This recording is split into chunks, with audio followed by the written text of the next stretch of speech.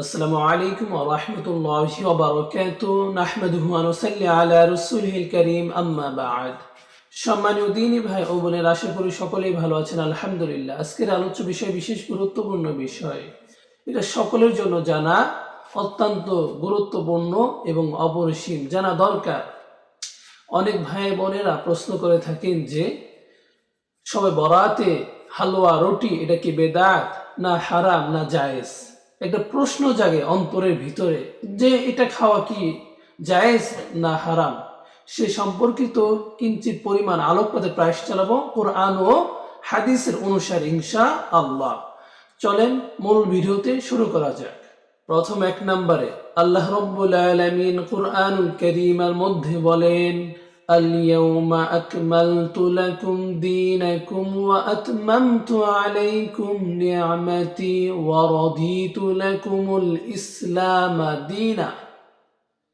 সূরা মাঈদা 3 নম্বর আয়াতের মধ্যে আল্লাহ পাক বলেন, আমি দিনটাকে পরিপূর্ণ করেছি। আকমালতু লাকুম দীনাকুম, এই দিনটা আমি আল্লাহ রাব্বুল আলামিন পূর্ণাঙ্গ করে দিয়েছি। ওয়া আতমামতু আলাইকুম নিয়ামাতি, আমি তোমাদের প্রতি নিয়ামত সমূহকে পরিপূর্ণ করে দিয়েছি এবং আমি ইসলামটা পূর্ণাঙ্গ কমপ্লিটলি করেছি। অতএব এটা থেকে এটা বোঝা যায় যে ইসলামের মধ্যে নতুন কোনো কিছু সংযোজন করা যাবে, এর কোনো সুযোগ আছে? কোনো কিছু বাদ দেওয়ারও যেমনি ভাবে সুযোগ নাই, কোনো কিছু নব উন্নয়নকৃত আবিষ্কৃত জিনিসগুলো ঢুকানোর সুযোগ নাই।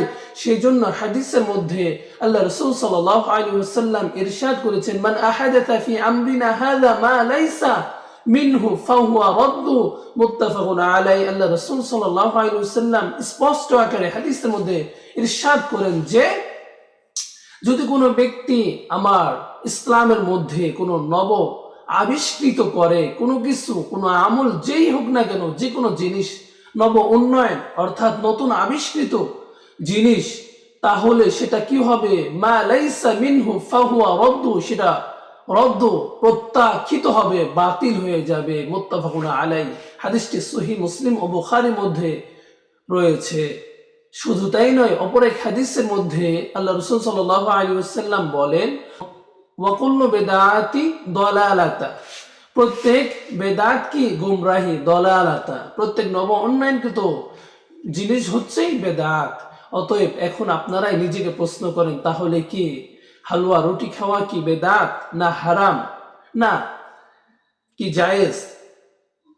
এই ব্যাপারে হালুয়া রুটি যেহেতু এটা খাবার, খাবারের মধ্যে কোনো হারাম নয় যে এই খাবারটা খেলে হারাম হবে। যেহেতু এই খাবারটা ভালো সেহেতু খাবারের মধ্যে হারাম বলা যাবে না। তবে ইসলামের মধ্যে অনেক সময় আমরা কি করি, একটু বাড়াবাড়ি করে ফেলি, একটু বেশি আনন্দ ফুর্তি করে ফেলি। অথচ এই শবে বরাতটা, লাইলাতুল বারাত, বরকতময় সময়, বরকতময় রাত্রটা, এটা কোনো মজ মাস্তি করার জায়গা না, মজ মাস্তির জন্য আসে নাই। এটা আসছে বান্দার গুনাহগুলোকে মোচন করতে, বান্দাকে গুনাহগার থেকে বান্দাকে নেককার বানাতে। এই রাত্রের আমল হচ্ছে আল্লাহ পাকের কাছে সর্বাধিক প্রিয় একটি আমল। সেক্ষেত্রে এই রাত্রটা, এটাকে আমরা উদযাপন হিসেবে গ্রহণ করব না যে এটা হচ্ছে আনন্দের একটা দিন, এটা হচ্ছে ঈদের মতন উদযাপন আমরা করব না। এটা হচ্ছে ত্যাগের মতন একটা আল্লাহ পাকের কাছে কি কান্নাকাটি করা, দোয়া করা।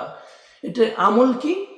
এই আমলের ব্যাপারে আল্লাহ রাসূল সাল্লাল্লাহু আলাইহি ওয়াসাল্লাম বলেন যে তোমরা কি করো, এই রাত্রটাই তোমরা এক নম্বরে ইবাদত করো, আল্লাহ পাকের কাছে নফল ইবাদত করো। 2 নম্বরে ইস্তিগফার, তাওবা করো।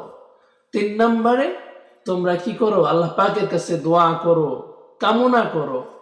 4 নম্বরে তোমরা কি করবে, এই রাত্রটা তোমরা পরের দিনে, উলামায়ে কিরামের মতেও তিনারা উল্লেখ করেছেন যে পরের দিনে তোমরা রোজা রাখো, নফল রোজা রাখো। এটাই হচ্ছে আমল।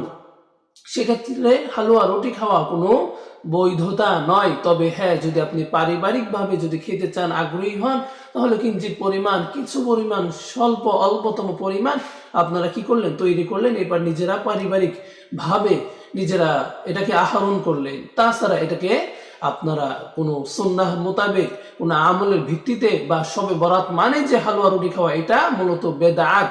বেদাত, প্রত্যেক বেদাতি কি অকুল্য বেদাতিন দলালা, প্রত্যেক নব উন্নয়নগত আবিষ্কৃত হচ্ছে বেদাত। এটা আপনাকে গুমরাহের মধ্যে নিয়ে যাবে, এটা আপনাকে হক থেকে বাতিলের মধ্যে নিয়ে যাবে। তাহলে আমরা কি করুন, আমরা সকলে হকটাকে চিনি। ওয়ালা তালবিসুল হাক্কা বিল বাতিল, হক আর বাতিল কখনো কি হতে পারে না, মিশ্রিত হতে পারে না, একত্র হতে পারে না। যেমনি ভাবে তেল আর পানি মিশ্রণ করলে মিলে না, ঠিক তেমনি ভাবে হক আর বাতিল মিশ্রণ করলে সেটাও মিলবে না। তাহলে অল্প আলোচনা থেকে এটাই শিক্ষণীয় বিষয় যে শবে বরাত মানে হালুয়া রুটি খাওয়া নয়। শবে বরাত মানে আপনার গুনাহের বোঝাটাকে আল্লাহ পাকের কাছে মোচন করা। আল্লাহ পাক আমাদের সকলের এই শবে বরাতটা কবুলাত মঞ্জুর করে নিন, যাতে করে আমরা নিজেরা নেককার মানুষ হিসেবে আল্লাহ পাকের কাছে কবুলিয়ত পেতে পারি। সেজন্য আল্লাহ পাক আমাদেরকে কবুলান মঞ্জুর করে নিন। ওয়া মা তাওফিক ইল্লা বিল্লাহ ওয়া আখিরু দাওয়ানা আলহামদুলিল্লাহি রাব্বিল আলামিন।